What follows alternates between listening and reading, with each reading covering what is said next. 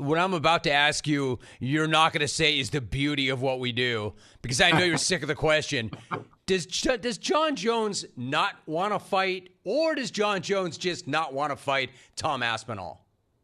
Listen, Jon Jones has been an interesting human being to deal with since the day he got here.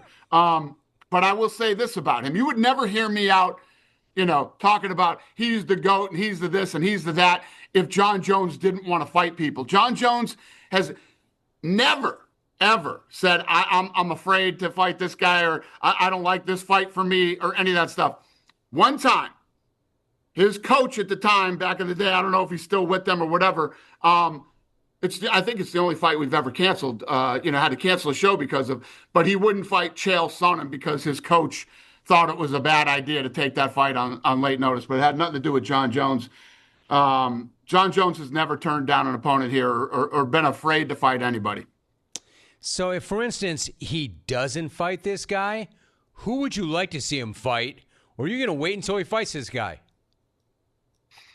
I don't know. We'll see how this thing plays out over the next couple weeks. But if we can't get this fight done, we'll move on quickly. I was going to say, Dana, my last thought on that. How long are you going to wait? I mean, how long is it worth waiting for? I said a couple weeks. Couple weeks? We'll have answers in the next couple weeks. Well, you heard it, right? Jim Rome was trying to be real friendly about it. Hey, is he scared to fight Aspinall or not is essentially what he's asking.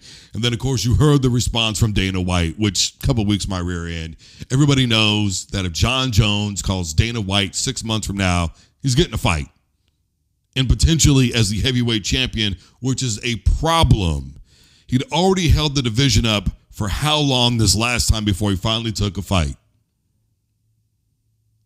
At some point, Dana White has to get fed up and said, you are not going to be the champion. How are things going to play out? Well, we'll see how things play out. No, bro, it's pretty simple. We need to know what you're going to do. I have long since loathed interim championship belts. I can't stand them. Look, picture this. You're a diehard MMA, combat sports, UFC, etc. fan. You're explaining to a casual fan what's going on. Tom Aspinall is getting ready to fight X fighter. You paid $125 for the pay-per-view, okay? Casual fan says, so what's this fight again tonight? You said it was a championship? You say, yeah, man, heavyweight championship. Oh, okay, cool. So who's the champion? Aspinall. All right. How long has he been champion? Well, he's been interim champion. What do you mean interim? What's interim champion? How are you an interim champion? What is that? It's a guy who's basically a champion in the meantime, but he's not really the champion in the meantime. So he's defending a belt that is kind of fake in a way. And you paid $125 to see somebody defend a fake championship? What's wrong with the real fighter? Who's the real champion? Well, it's Jon Jones.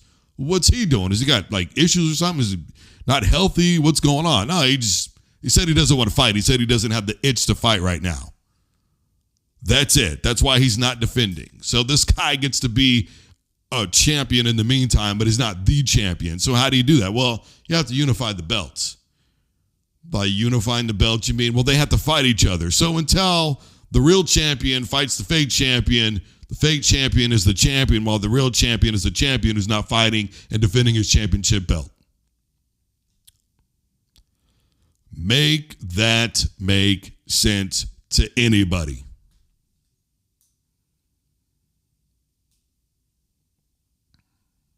It doesn't make sense. We have interim coaches in football. It's not the same thing. Somebody's still coaching the team, and the team continues to play. They don't get to take the week off while you're trying to figure out who your head coach is going to be. And as a Super Bowl champion, nobody's going to tell the Eagles, oh, man, take the season off. Yeah, no. We'll just say the Chiefs are the interim champs in the meantime, and they're defending the Super Bowl championship. We'll just say, in the meantime, the Kansas City Chiefs. Yeah, no, it's fine. I mean, at this point, it's not even as being good as a runner-up, man. And I think it's ridiculous. He got mad at McGregor, who was holding up two different weight classes, and stripped him of the belt. And I get it. Jon Jones brings you a lot of money, man. But at some point, You have to say, look, here's what we're going to do. You're going to defend this thing. You're going to unify it against Aspinall, or we're just not doing this. I don't see where it's healthy for any combat sport whatsoever to have an interim champion. And any real fan of the sport should be upset by it. Because I'm telling you right now, I'm going to B-dubs. I'm not paying you $125 for an interim title fight. Maybe that's just me. But that's the way that it is. And at B-dubs, especially since I don't drink anymore, I'm going to order some hot wings, some water, maybe a soda, and that's it. I got my soda pop, I got my water, and I got some wings. Maybe some fried pickles. I'm going to spend $20 at the most, drop a nice tip, boom. I'm out the door, $30 spent. Not $125 for a pay-per-view, where I got to also, order the food or buy the food to cook or whatever the case may be.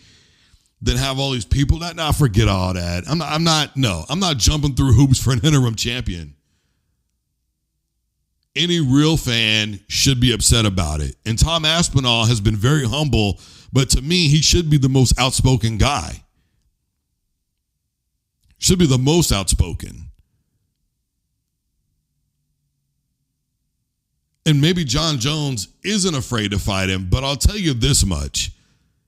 It's not a good look. And whether or not he's trying to protect his legacy, I'm not going to judge him on that. But I would accept the argument that he is.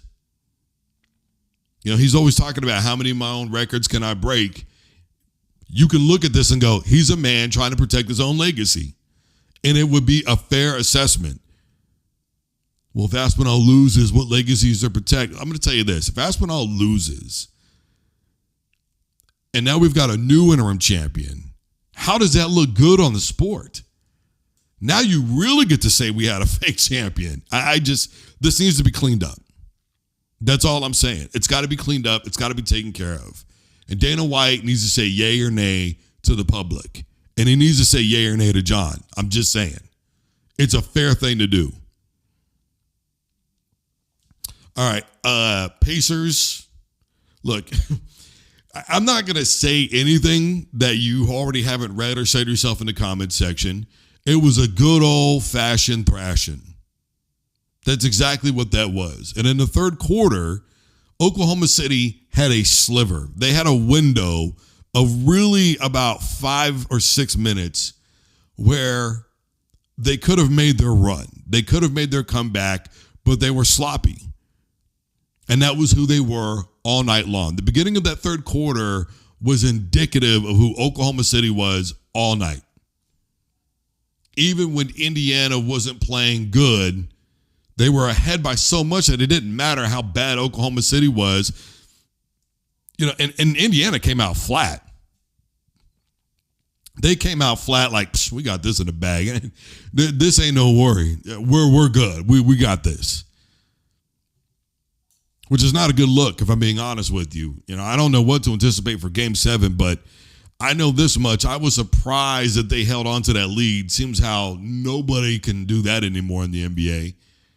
I don't even know that an 80-point lead would be safe anymore in the NBA. Seriously, I highly doubt it. It's kind of ridiculous at this point how these enormous leads get blown from a combination of atrocious basketball and all of a sudden really amazing basketball. Whatever, it is what it is. SGA is going to have something to really play for. Haliburton, I talked about it before, him getting the proper rest. That was what I discussed a couple of days on the show. If I was him, I'm going do not disturb on my cell phone. I'm turning off the electronics. I'm sleeping every moment I can. Everything is dark around me. I'm on a plane with my feet up.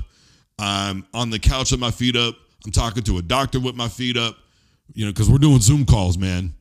I'm doing, anytime I'm in a car, I'm laying back with my feet up. Any chance I get, man, I'm sleeping and resting, and I'm staying off of it as much as I humanly can do. That's it. I'm taking all, and here's the thing. At that point, he's taking authority over his career, right? I still think it was dangerous for him to play. Did they need him? And it's hard to say. I think without him, they still win. I don't think they win as dominantly as they did, but as bad as Oklahoma City played. And I'm glad they said it, because one of the things that I talked about was it was obvious that in the last game, Oklahoma City was fooled for a little while up until about the mid-fourth quarter. It was about the time they realized Haliburton's not going to do anything. He's too hurt. This last game, I don't think they knew exactly what to expect from him, and they were thrown off.